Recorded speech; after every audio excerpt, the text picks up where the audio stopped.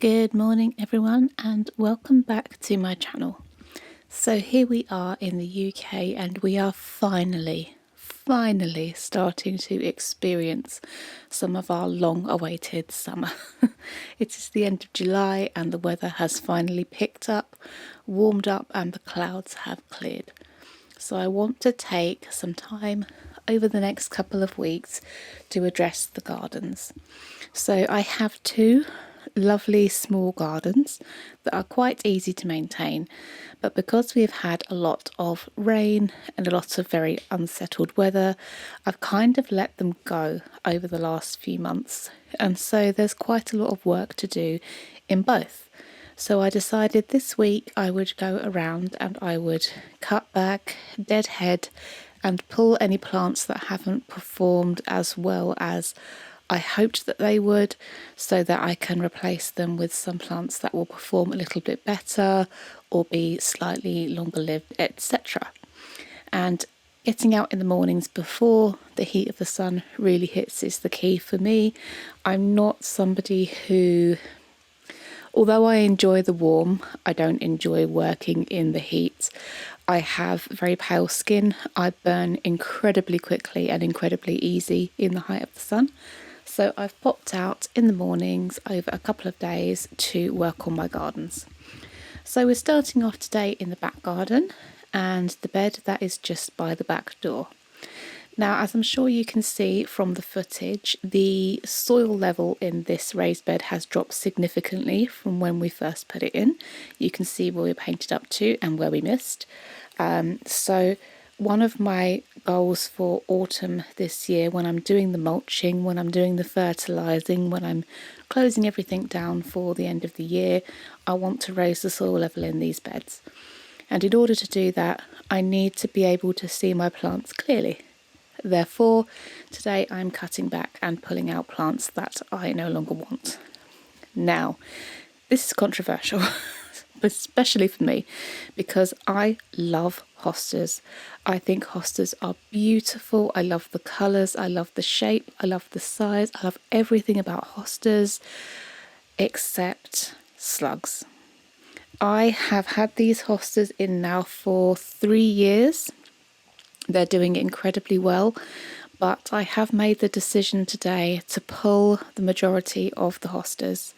And that is because no matter what I try, no matter what I do, they are always absolutely riddled with holes and looking very sad and forlorn and sorry for themselves because of just the burden of slugs we have.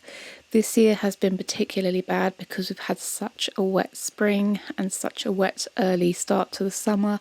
Slugs have been loving their lives, and they have gone to town on my hostas. And I finally decided, as much as I love them, it's time for them to part ways, and I will pop something else in the space that I had them in. It does break my heart a bit because, like I say, I really do love hostas.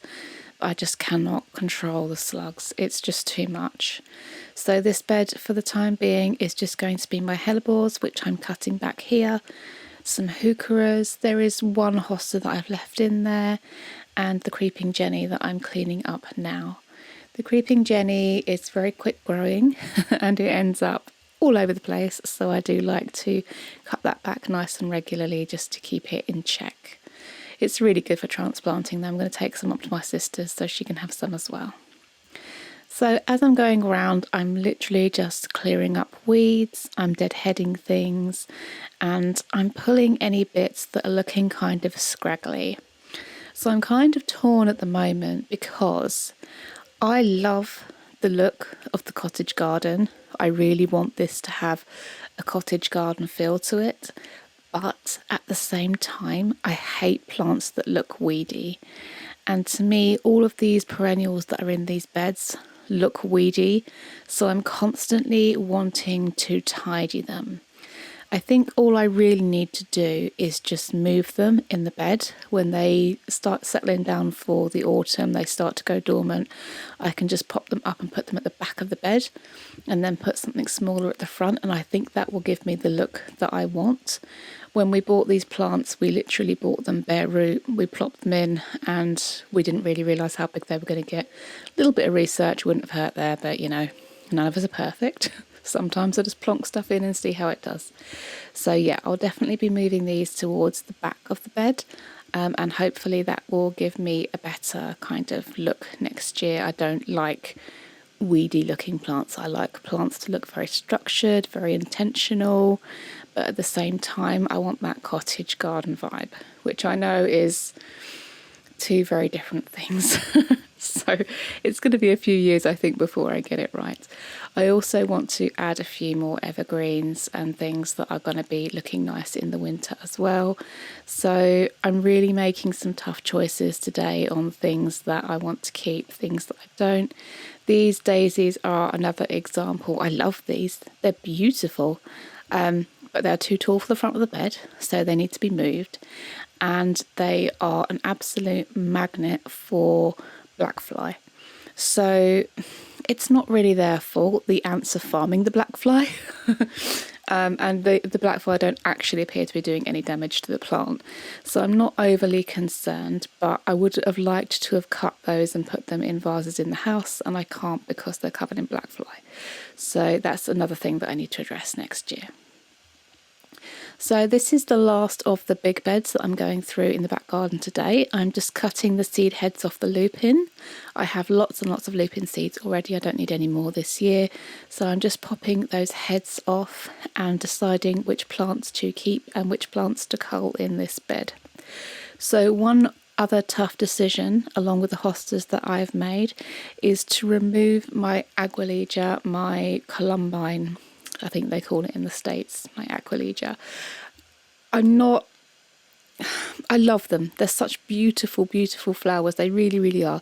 They're nice and early, lots of lovely colour for the garden, but they flower and they're over so quickly. And for the rest of the season, they just look dead. And it's not really a nice look. But at the same time, I also don't want to be cutting them back in the very early spring. Like, I have to cut these back before I've even finished with the daffodils, you know. They're that quick. They come up, they flower for maybe 2 weeks, and then they go all brown and spotty and rotten looking. So I've made the decision to get rid of those as well. I think I'm going to be swapping those out for something along the lines of dahlias that have got a little bit more life to them. They're going to flower later on in the season, so I get a better succession rather than everything just flowering really early. But yeah, I'm a bit sad about it because I do like those flowers. They're beautiful, but they're just not long-lived enough for me. I'm also removing my clematis. I just think this was not the right spot for it. It does get quite a lot of shade here and it probably needed a bit more sun. So I'm popping that out. Again, that's another one that flowers for maybe 2 weeks and then starts to die off. Just not long-lived enough. I'm thinking of trying some kind of other climber in here. Maybe a camellia. Might be nice. I quite like camellias, and they've got that different flowering time as well, so perhaps a camellia might be nice in there, but I'll have to research about them because I've not had camellia before, and again I need to top up that bed. So the last bit of cutting back I'm doing in the back garden today is going to be this climbing rose. This is a trooper, this rose. My goodness, it flowers so much. Such big, bright pink flowers, but once it's done flowering again it starts to look very sad. This is an area of the garden that's in deep shade. It never gets the sun really, so I think it's struggling a bit here, but I can't get it out. It's too deeply rooted, so we just do what we can with it. It's a lovely rose and it does still flower, so all is not lost. But yeah, it's quite a lot to keep up with this one.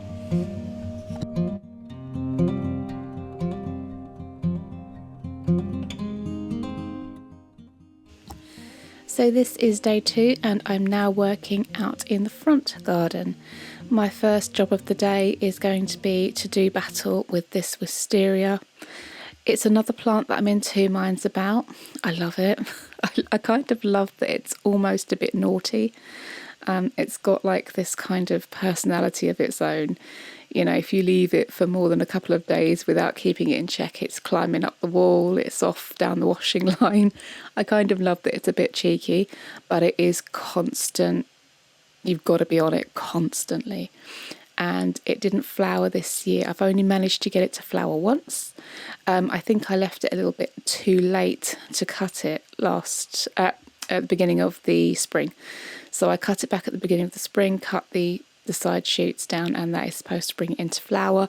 It worked one year, and then I did it this year and nothing. We got one flower on this wisteria, and it's quite high for me to reach to get the top bits. I have to get my husband to come out and do the top bits. So it's another plant that I'm kind of considering maybe losing. But I do love it, so I'm not sure. I'll have to think about that a little bit more. As you can see, it's off up into the gutter, it's off over the shed. It's got such spirit, this plant, it really does, and I love it for it. But at the same time, it's a lot to keep up with, and it is a small garden. It really does kind of take over and monopolise the lights and takes all the water from the other plants and things. So, you know, it's something I'm going to think about getting rid of. It's also completely shrouded my hanging basket here, so I'm just getting it off of that so that my petunias can get a little bit of light. I do also have to come back and retrain this corner. The main woody branch has come away from the wall where it's supposed to be trained to, so that's another thing that I've got to do at some point in the next month or so as well. Just retrain it back onto that wall so it's not kind of loose as it currently is. So next up, I'm going to be deadheading my begonias. I love begonias. I have avoided them for so many years because they look messy. If you're not constantly deadheading them and taking all those dead flowers off, they look messy, and I didn't like that. But I love that they just keep going and going. I love their lovely dark leaves. I love the shape and the colour of the leaves. I love that they like the shade and the sun. They're brilliant. I want more begonias. I want begonias everywhere. So I've deadheaded those. So that's all done for this week. And now I'm just going to get my pots in check. I've got a couple of tree lilies that are about done. I don't usually cut them this early, but I do have plans for this planter very, very soon. So I just want to get those done. I'm probably going to dig the tree lilies out and move them somewhere else. They're a bit strange in the pot. They kind of slap you in the face as you're trying to get through the front door. So maybe not the best idea for a pot. I'll pop them somewhere in one of the beds out the back probably. So I'm just clearing all the little baby weeds that are trying to come up in this pot. This is one that I'm going to be planting up soon with some nice kind of autumny flowers. We're getting to that point now where we're a month away from September. Usually in September I plant my autumn baskets, my autumn pots, things like that. Start slowing everything down, ready for autumn. So I just want to keep this pot ready to go. I'm not going to pop anything else in there in the meantime, I don't think. So this corner has gone a bit wild. So there's a lot going on in this corner. I have a broom that I didn't realise was a broom because I was new to gardening and I just saw a pretty texture and I put it in, and now I realise it's a broom and it's very difficult to get out. I also have a forsythia and a viburnum in this one corner. Now the only thing I want in this one corner is the viburnum. The forsythia, again, I can't seem to dig it out. I need to get a much sharper spade to dig that out. That's another thing for another day. So what I'm doing at the moment is I'm just keeping the forsythia cut back so that the viburnum has room to grow. I really don't want it shaded. I want the viburnum to be the plant that's in this corner, and then there's just a little azalea in front of it. I've also got, years and years ago, before we knew what we were doing, we planted a Virginia creeper in this corner before anything else was there, and it's another one that I absolutely love. It turns such a beautiful, beautiful red in the autumn, and it's absolutely gorgeous. But it is feral. It is a wild thing. It comes up all over the place, and we have to keep it in check, particularly in this corner, because we had a little bit of trouble because the mice in the autumn could climb up it and get into our loft space. We think we have blocked off their access now, but I still want to keep check of the creeper just to make sure that we don't get any more mice. We'd only get the odd one here and there, but you could hear them shuffling around in the loft and it wasn't much fun. So yeah, I've got to keep the creeper in check, but I don't really want to kill it because I love that red. I just need to keep it away from the roofline, really. I really, really do like the red. It's beautiful. I'll try and get some pictures of it when it does turn red in the autumn, because I can assure you by the end of the month it'll be back up that drain pipe. No problem whatsoever. This thing is wild. So I had to film the next bit from inside the house. I apologise if you can see any reflections. Just the way the garden's laid out, it's a little bit easier for me to set up the camera inside and film from inside to out. So I'm just going through with my shears and keeping my Mexican orange in check. I love this little thing. It's been such a good little hedge underneath the window.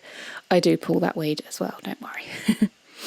And as usual, when I'm concentrating, I am sporting my very best I have smelt a fart face.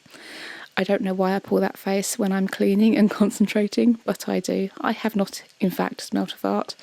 It's just my concentrating face, and it's not pretty. I apologise. But the Mexican orange is now back in check, which I'm very, very happy about. I do have to come and cut this a few times a year, but as a result, we've got this lovely bushy hedge under the window that smells like bay. There's nothing wrong with that. So the last thing I'm going to be cutting back in the front garden today, it's much later on in the day, it did get a bit warm, is the privet hedge. So on the other side of this fence is kind of like council-owned land, and they have shrubs and things and perennials, and this hedge is just pressed up against the fence. So I just come and give it a quick tidy up so it's not slapping us around the face as we're going down the path. But the council will come along later on in the year, they always do, and they will top this. So that will be all done. I'm just kind of giving them a helping hand. They don't have to come round and do this side of it. So that will be the last thing that I'm doing today. Next week I'm going to come out and I'm going to try and focus on dealing with weeds that are growing through the slate, through the path, and any little weeds that are popping up in the flower beds. And then I think after that I'm going to start looking at popping in a few evergreens before the autumn comes along and I start planting up my cute little autumn planters. So a little bit of tidying up, and that is me done for this week in the garden. Join me next week for my weed killing spree. I hope you enjoyed the video, guys, and I will see you in the next one. Bye bye.